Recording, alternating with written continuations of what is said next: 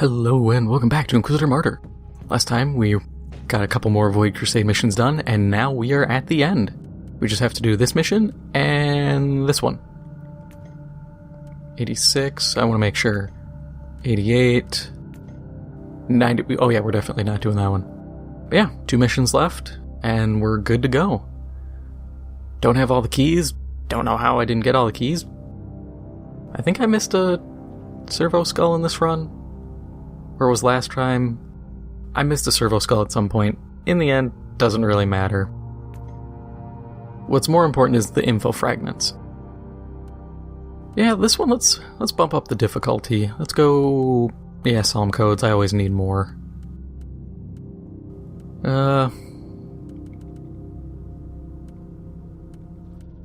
Credits, because I need them.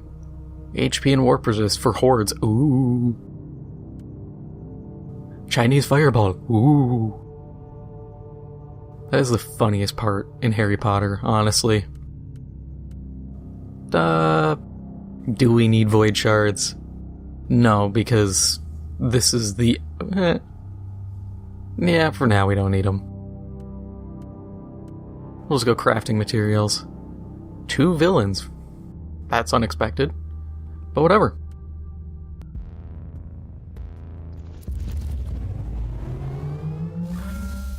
The very existence of this filth defiles the Imperium. They may be great in numbers, but if we sever the head, the body will die. Kill their leaders and break their will.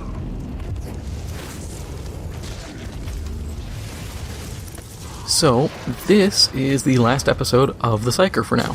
After we're finished here, we're gonna put them on the shelf, start up a new seasonal character, and start playing the Tech Adept.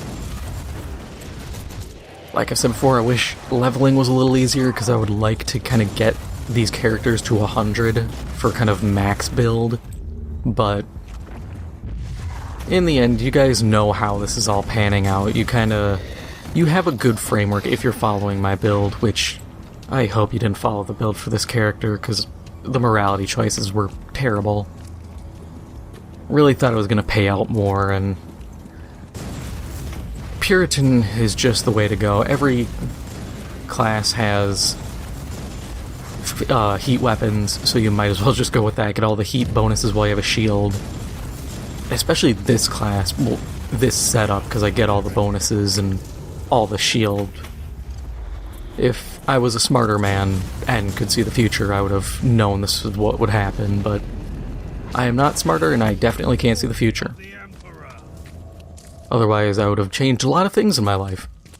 Gotten into YouTube sooner, put more effort in it early on. Became big like PewDiePie. Invested in Amazon. Bought Dogecoin when it was dirt cheap. Bought, Bitcoin when it was dirt cheap. If I could see the future, I'd have been a billionaire. But at the same time, if you can see the future and you're not a billionaire, you got something wrong. Or you have very, hardcore morality. That you're like, no, I can't abuse my power of foresight. But it also raises the question, if you see the future, and you act, do you now see what is the new future, or are you still seeing what was the previous timeline? Because that raises a lot of questions.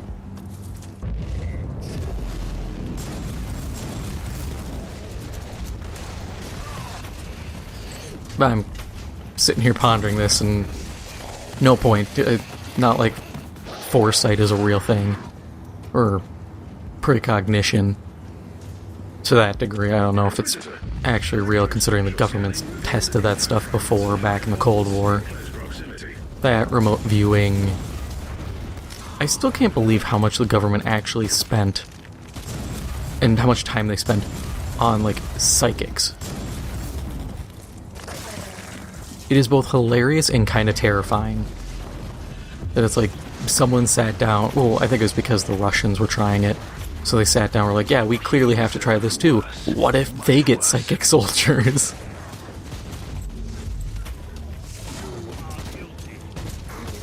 But yeah. So, last I checked, Warhammer 10th edition isn't coming out just yet, but 9th edition's kind of winding down. Arcs of Omen is effectively the precursor to 10th edition, it looks like. We're getting the boarding actions, we're getting the boarding sets. I haven't looked at any of them. I probably should. I'm just lazy and haven't gotten around to it. There's a Grey Knight one. I don't care, it's Grey Knights. It's pretty hard to make me care about the Grey Knights. They're... If you're looking for plot armor, they're worse than Ultramarines. But yeah, so we're waiting on that. Because otherwise I saw a bunch of announcements for, like, Age of Sigmar stuff, and I think a little bit of Old World. Which will be interesting. Oh, we're getting DLC for Total War Warhammer 3 come, I think, April? Don't know what, but hopefully it's something good. I really hope it's not another Chaos faction. We have too many as is.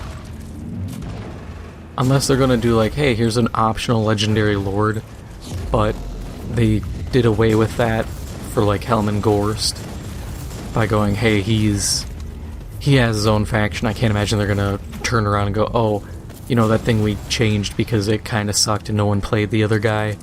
Well, we're doing it again. Especially because it wouldn't save factions. Oh, you could switch out maybe Kugath Plaguefather. It doesn't help the Nurgle faction. They're still slow, tanky guys. It doesn't really fix their issues. We need... I don't know, I think there's like one more Legendary Lord you can do for the Skaven. Past that, I think it starts to dip into Ind, Koresh. We really need to just nut up and do Ind and Koresh. Those regions, not even factions, those regions are really cool. They're wide open in the map. And they're just due for something.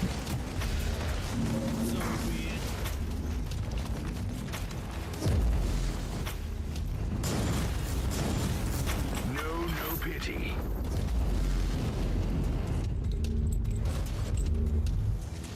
But I don't think the DLC is gonna be the Chaos Dwarves, unfortunately. They're coming, we know they are, it's just when. I hope they're coming soon, though. It'd be cool if April there's like, surprise, it's Chaos Dwarves. But, I don't know. It's kind of like with Darktide. Drew a blank there. I'm like, zombie shooter game 40K, and it's like, oh yeah, Darktide. But they're redoing the crafting system again, which I think is really funny. Partway through development, they threw out their initial plans, then they only got part of it done for release, then they got a ton of crap for what they had made, and now they're going, oh, well, we're gonna redo it again. Admittedly, it's better. You don't have to, like, get a weapon, rip the blessing out, and then you slap it into another weapon, and that's it. Now, you get the blessings, and it's just, oh yeah, you can just put it into a weapon as many times as you want, which is so much better.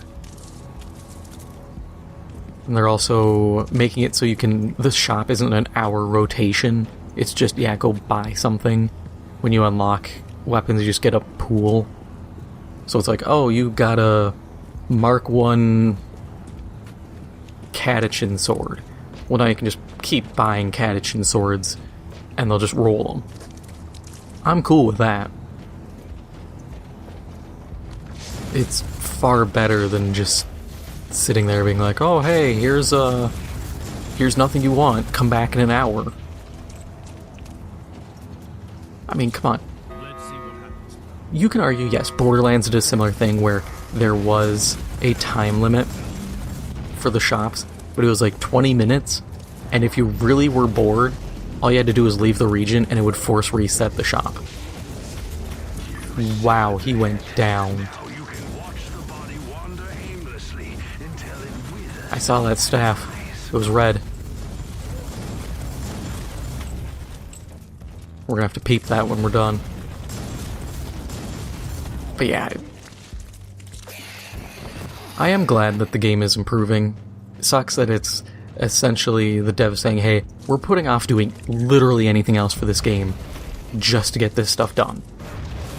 On one hand, it is nice that they're putting this as a priority, but on the other hand, it falls into you should have had this done beforehand. But I can sit here and gripe and complain about a dev. It doesn't change things. And they at least deserve the pat on the back for doing it now. Too many times devs have screwed up a game and then been like, nah, this is our creative vision, deal with it.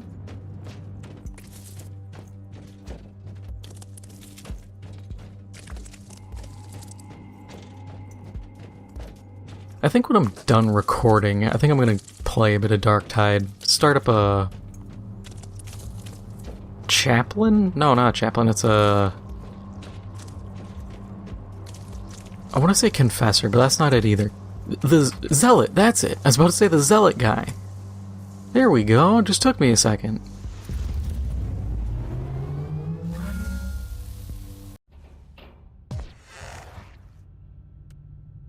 Yep, and this is why I'm not concerned about not having all the keys, is I have all the info fragments, so I should know every chest.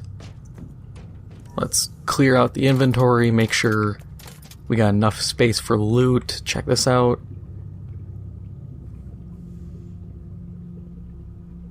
If it was 5, that would be actually really good. Because I like that. 1% chance for every 10 points of current warp heat for enemies to explode on kill. That's actually really good. See, this is the kind of stuff they should add in Darktide. I want some absolute, just insane enchants on my gear. I want stuff that makes people go, this sounds stupid and insane, I like it. Because that is my measurement of things.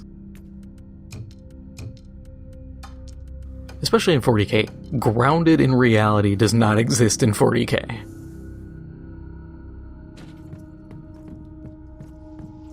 But let's get this final mission going. Game, please. Yeah, no modifiers, because it's already going to be somewhat rough. Callous Hunt. We're going to have to fight Blood Slaughterers, the big robots. Those are going to suck. But I think we got it. Yeah, I was about to say, should we do any extra boost things? But there isn't really a need for any of them. Actually, because we're here...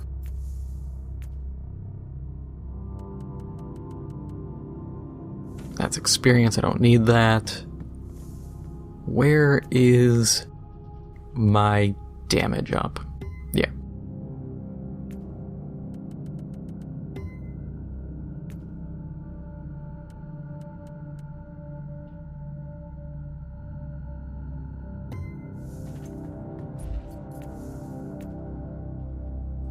We'll just pop that for a little extra help.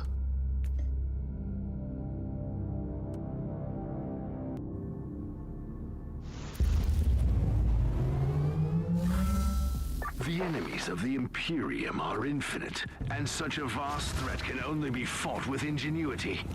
Kill the Masters, and you will render a sea of vermin helpless. Imperial reconnaissance forces located. Potentially useful assets, but their current situation is terminal. Immediate action required. Reconnaissance force relieved. Send basic. Follow and protect order to the survivors. There's only 2 guys left of that squad already. But I think they also got caught in one of the exploding guys. One of the flamethrower guys' death flame. Brutal. And the grenades, yeah, these guys are... We're down to 1 already.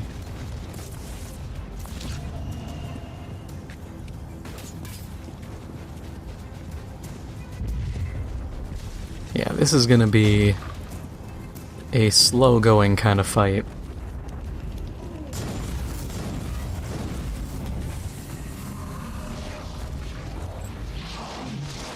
But I think in the end it's doable. It's just, this is gonna hurt a lot. But we got lives, I think. Yeah, looks like we got 3 lives, so we can manage it. This is why I didn't want to put on any modifiers. They're tough enough, we don't need to make it tougher on ourselves.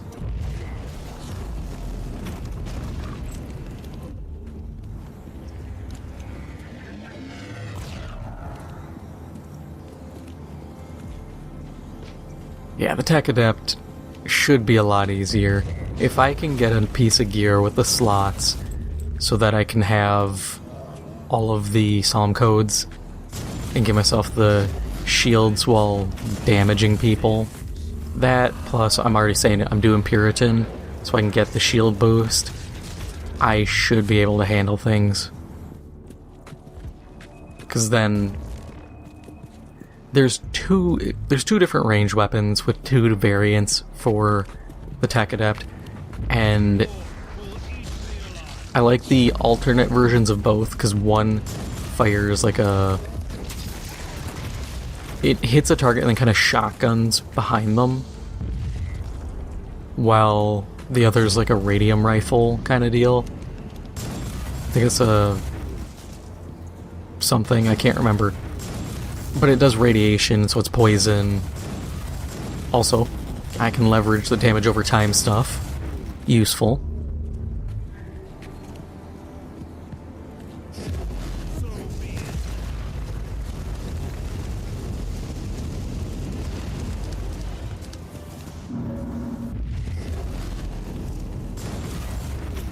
Okay, 1 down. That wasn't even the person. Neat.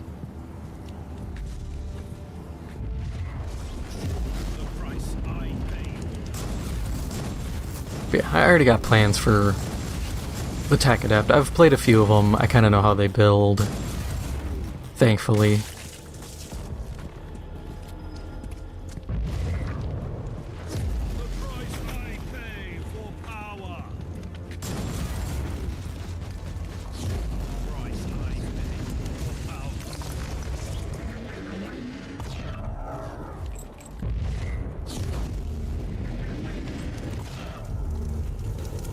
God, I just hate when I take, like, I step through that fire and it's just 381, 381, 381, just stacking.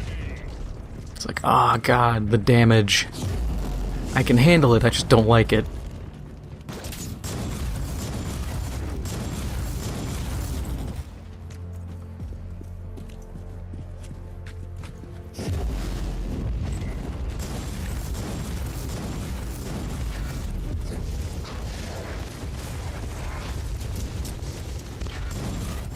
Oh, I just remembered the Arcs of Omen stuff. I haven't been keeping up on that lately. Because there's been more tarot cards. One was the Fool inverted, so the Fool upside down. Don't know what that's going to be about. The person I think it should be about, it won't be about, because the Fool, I think, oh, Abaddon the Despoiler. But it's inverted, so it'd be whatever the opposite of the Fool is, and I'm not well versed in tarot cards.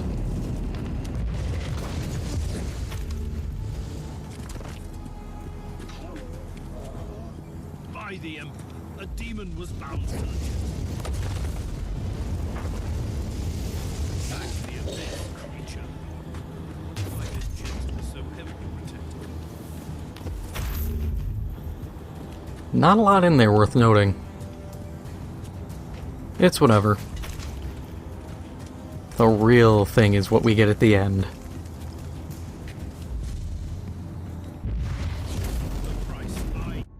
Hang on a second. Okay, yeah. Had to stop for a second. I was like, dude, did I level up at some point? Ooh. Only be done on the command bridge. I was really hoping to open up that inventory slot. Because I'm probably going to have to dump gear again. I mean, I shouldn't have to. I have a lot of space.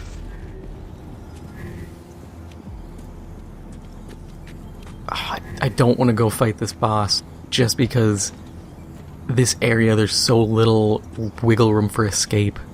I have to just backtrack. Yep, and it's one of those. I knew it was going to be one of those.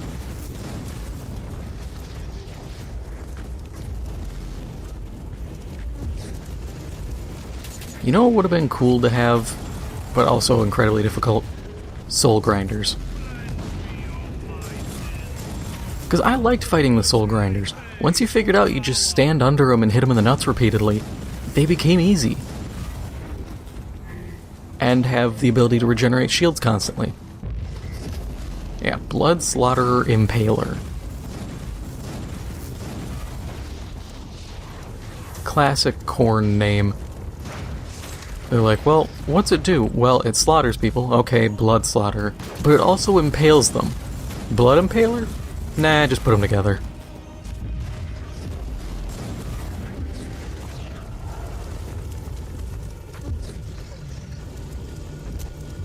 I will say, one thing that's nice, this game is a little more involved than Diablo. Because I know Diablo, I'm just like, oh, I got hit. Well, I'll just tank whatever damage I take and just beat on the enemy till I heal out of it.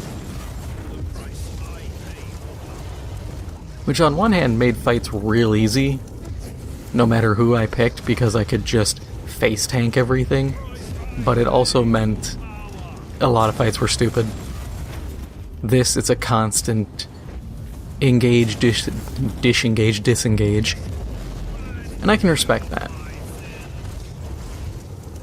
It's the little things that help keep it from being just Diablo.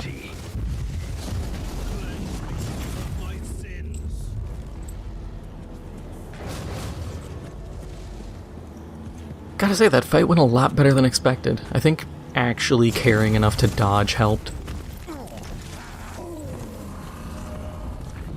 Yeah, Chaos Spawn!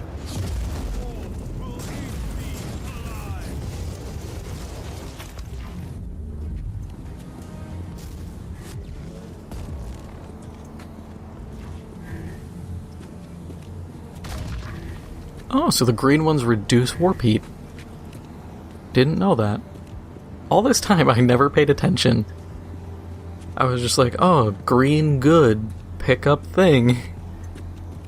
And I just always assumed because I have the one perk that gives me improved odds of the warp flex being useful, that I was just like, okay, I'll just grab everything, I don't care.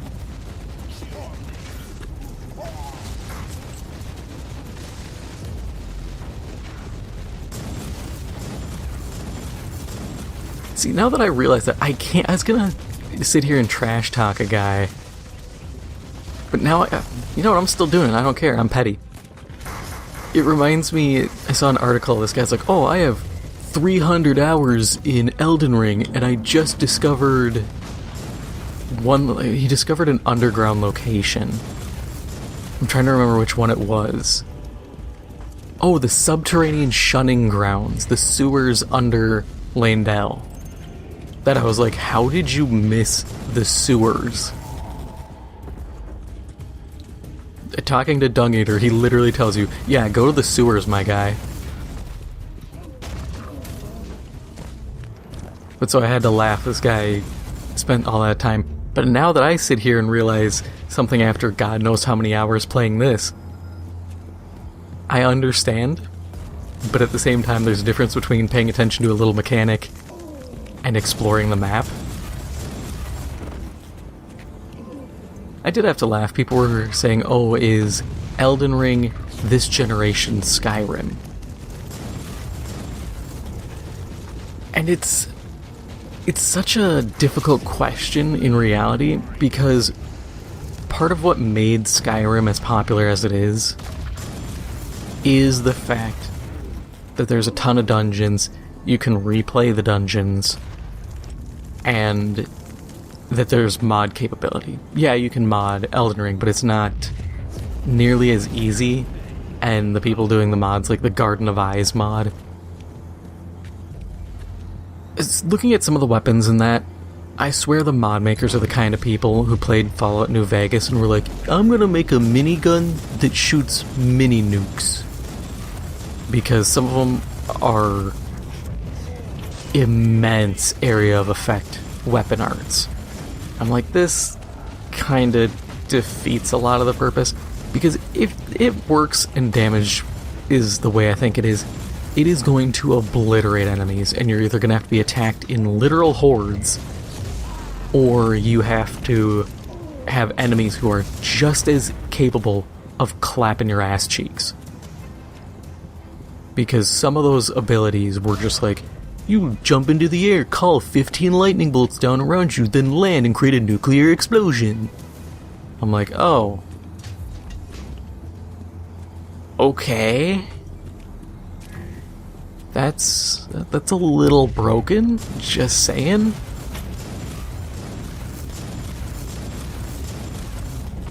I kinda liked having weapon arts that were useful, but not to the point where it could potentially just supersede actually playing. Oh god, that just reminded me, there was a video I saw.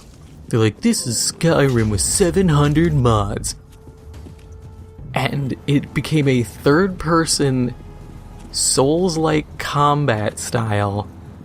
They had some of the animation, I swear they lifted animations from Elden Ring. Because there was the katana, this guy had a katana and he does a overhead chop, but it's the same heavy attack animation you use for the meteoric iron blade, or meteoric blade. Which is, I believe that is a kendo move. Overhead, and you bring it down and you kind of flick up slightly, but it's not enough to actually, like, do a second hit. But it was just looking at him like, this barely looks like Skyrim at this point. And part of the problem is the environments are not conducive to third-person kind of Soulsy combat. Because a lot of these pathways and stone, like, walkways and caves are about as wide as you are. So you're left in this weird position of like, okay, well, you can't really move.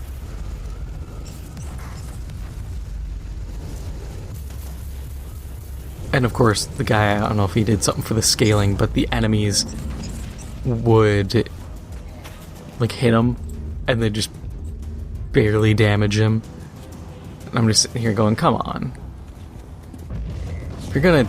I understand there's a chance that they can actually do the same, like, grapple stab animations to you, but it's still Skyrim combat AI.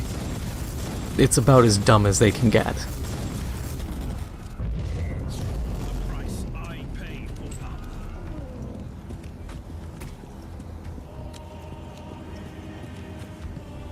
Yeah, I don't know if I'd consider, like, this generation Skyrim.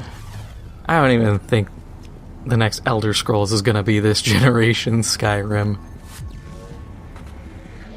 I don't think it's gonna be this, what's it called? Their space game that I'm drawing a blank on. Starfield. I don't think Starfield's gonna be it either. I was talking with a friend of mine about that, and he had sent me a video of this dude who's absolutely huffing big-time copium. Like, reading way too much into what Todd Howard's saying in an interview. The guy's like, oh, it's gonna be amazing, everything's gonna be random gen. The way Todd describes it is, for the planet, what they did is they used the same system that they use for creating maps, which is effectively, you create a bunch of noise on the plane, so it creates up and down a bunch of jagged parts, then you smooth it out, and that kind of becomes your framework for a map. You do adjustments as needed.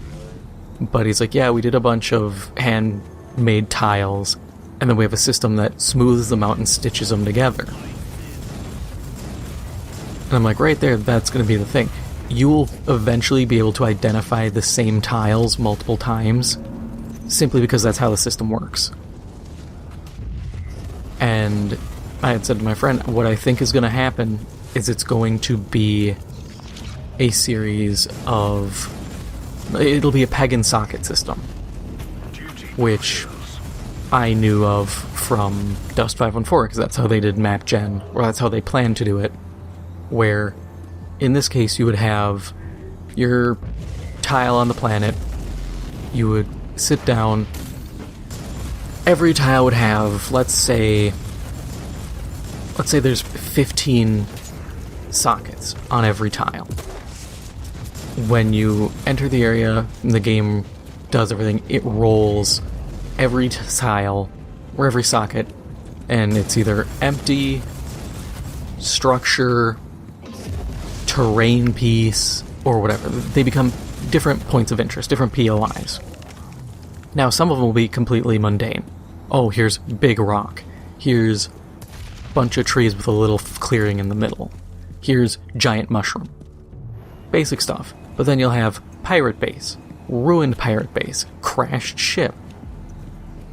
Different things like that where they have static assets that will come with their own sockets for spawning enemies and whatnot. It's essentially accessing arrays within arrays. That's all it is. Now, is it wrong? No, I think it's probably the most reasonable and smart way of doing it. But I also don't think people should be hyping it up like, oh man, there's 1,000 planets and they're going to be handcrafted by Todd Howard himself. Nah. It's not. You'd be insane. It's going to be very simple. And as we know with Bethesda games, they're buggy. And Bethesda making new systems to do their stuff means it's going to be extra buggy. I remember the days where you could have a dragon in Skyrim breathe fire out its ass while flying around.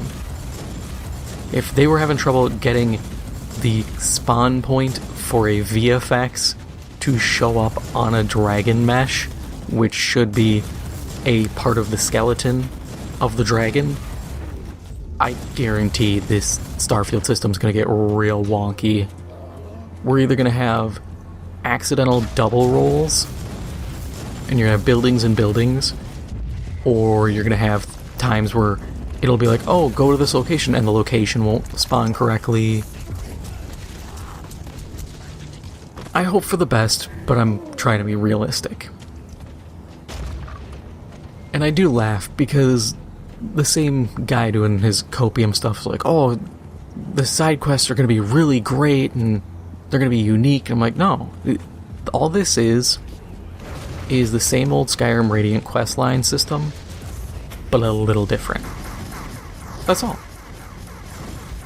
Because the Radiant questline system had the issue of going, oh hey, get person or item from the end, like chest, and then it would just roll a location. This is going to be the same thing. It'll be go get person from generic pirate base number 4, and then it'll just pick a spot and say, there's the pirate base. And at first it'll be like, wow, it's unique and different, but then you're going to hit that pirate base 15 times. You're going to start seeing the same things. What they would need to do is have a very in-depth enemy system. I'm talking Nemesis system level design. Where, oh, you might go to the generic pirate base, but the pirate boss and his group of pirates are going to be, to a degree, different. Not 100% different every time, not possible, but you're going to need a lot of permutations. Oh, this pirate boss is a heavy weapons guy. This one uses power armor. This one uses heavy cryo weapons. This one uses assault rifles. His pirates can do this or that. There has to be a lot to it. And that becomes a whole unique system unto itself that requires a lot of work. It'd be cool. I would love it. But it's difficult. And I don't trust Microsoft to do a good job with it. When you look at all the games they've been making for consoles, ever since the Xbox Series X, they've really been screwing up. Yeah, I love having no ability to not just get staggered and then die. Only upside is I had that shield ready to go.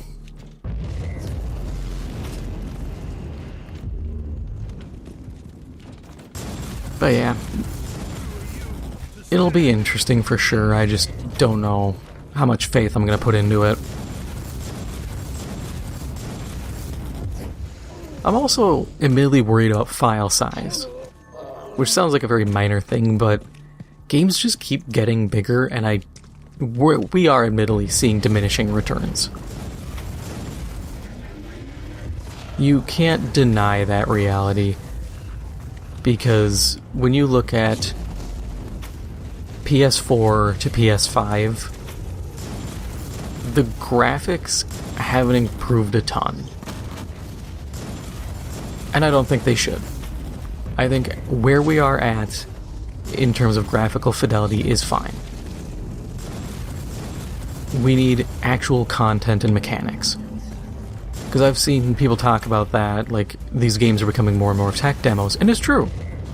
They are. They're becoming more and more just grandiose tech demos with a ton of money dumped into the appearance and nothing put into the substance.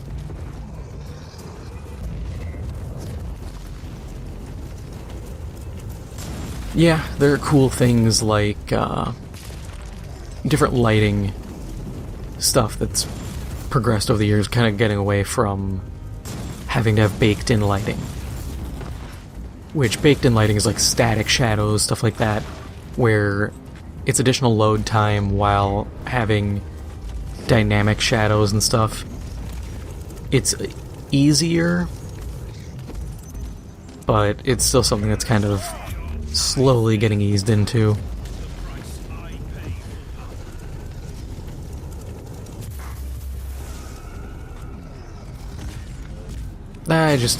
I don't like seeing Microsoft get a bunch of companies. They don't do well with them.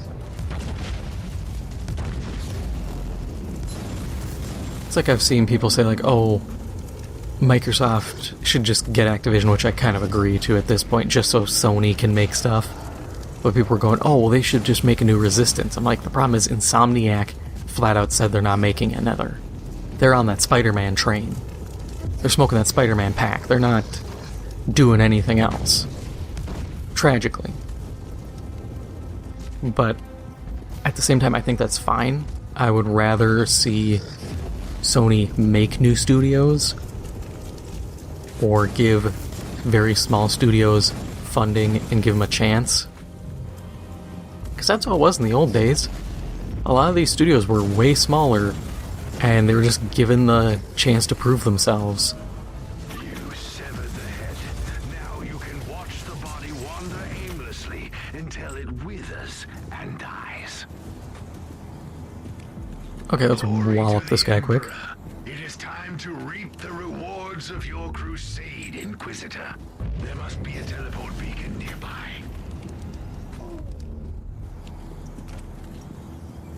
What's my inventory looking like? Okay.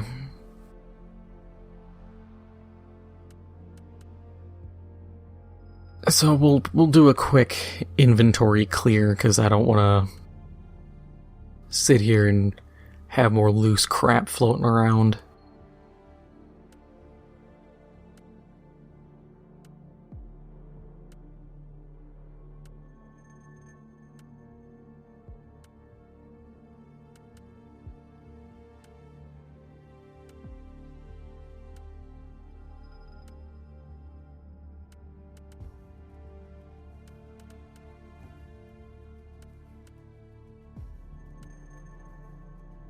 Okay, that's good enough. Realistically, I shouldn't need more than that. If I do, well, then I'm doomed. Oh, I need to go get that money, though.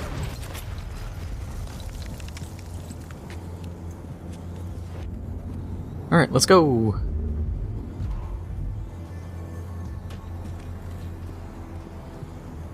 First things first, we'll pop open this void chest. I saw mean, I'll take that.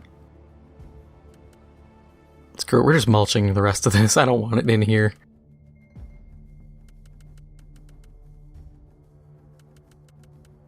We'll go over what these things are after, like always. Otherwise, I'd be sitting here stopping between every one. Alright. Blueprints, Psalm codes, unknown. Archaeotech relics, unknown, unknown. Morality relics, unknown. Archaeotech shards. Okay, first off, morality relics, we gotta get them. That did not pay out how I wanted. Whatever. Archaeotech relics, Psalm codes, blueprints. We'll go Archaeotech relics. Okay. So, these ones aren't really useful. Nor is this Farbar one. So, you know the rules, and so do I. I have to pull up my handy-dandy dice roller.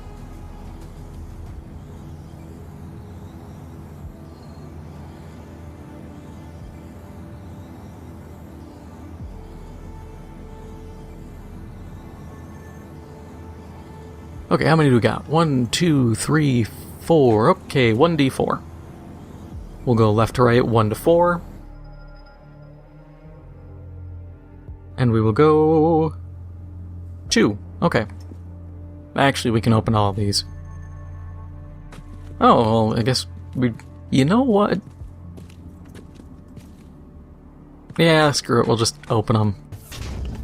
Didn't even pay attention to my keys. Shards. Okay, that's acceptable. Boosts. Okay, I'll take some boosters. Crafting parts. Okay. It could have been better. It could have been worse. I didn't want any of the others, so...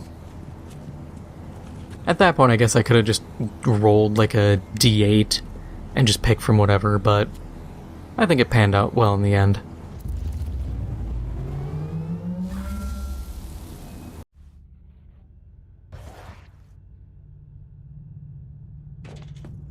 Alright, let's first off mulch all the extra crap. And let's just go through this way. Nope. Only 4 traits. 4 traits.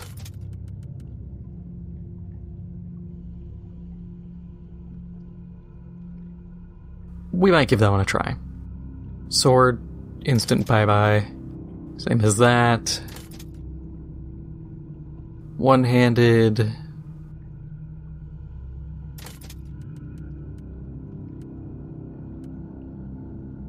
Man, all these one-handed staffs that I'm never going to use. Or they're not enough stats. Okay, so let's go through the rest of these. Deflector Field of Ambush. I just don't see myself using deflector fields. I like having the extra cast. I implant, not a 5 stat. Actually, let me check. Is my stuff 5 stat or am I just insane? No, it's 5 stat. Okay.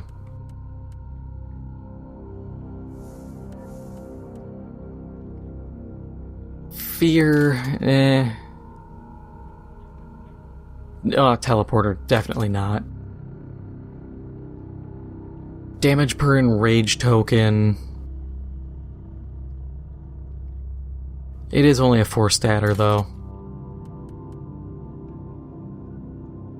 Focus state, not monkeying with states. Damage dealt by feared enemies. The other item gave me fear, so I would have had to trade one or the other, so it's completely pointless. It'd be cool to do a fear build. I just have no idea how. HP gain per berserk token. I don't get berserk tokens, do I? I don't think I do. Those are...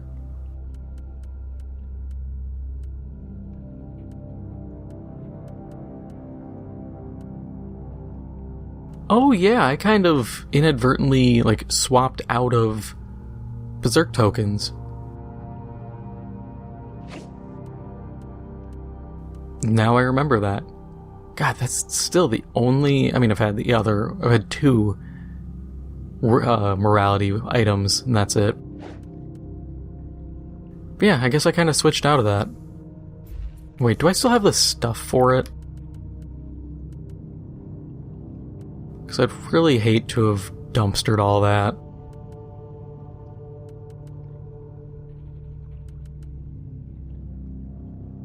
Oh yeah, that's why I keep that staff. Oh well. Shame. But actually, we will keep it because that has nothing specific and I can move that around to whoever I want. Bonus against poisoned enemies.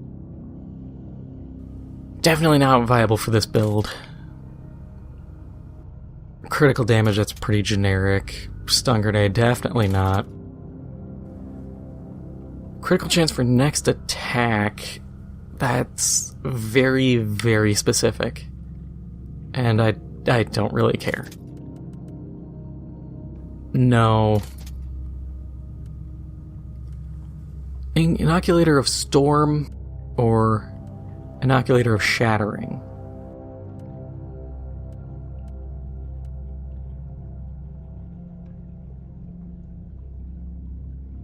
See, that one's really easy to do. That one... also really easy. Okay, we'll actually just keep both of them. Why not? We'll stuff them all in storage, and... if anything, another character is going to get a bunch of options. The rest of this has been kinda... okay. Nothing fancy, nothing really noteworthy, but I think that's fine in reality.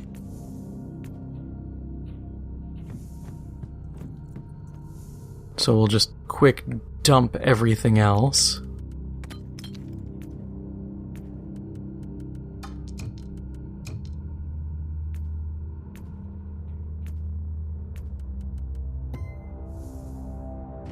And that is it. The psyker is now going to go on the shelf, and maybe we'll come back to him at some point, maybe we won't. But that is all for now. If you enjoyed this episode, make sure to hit the like button, it helps out the channel a lot. If you haven't already, make sure to hit the subscribe button. Check back next week because we're going to start the Tech Adept. Thank you for watching, and I'll see you in the next one.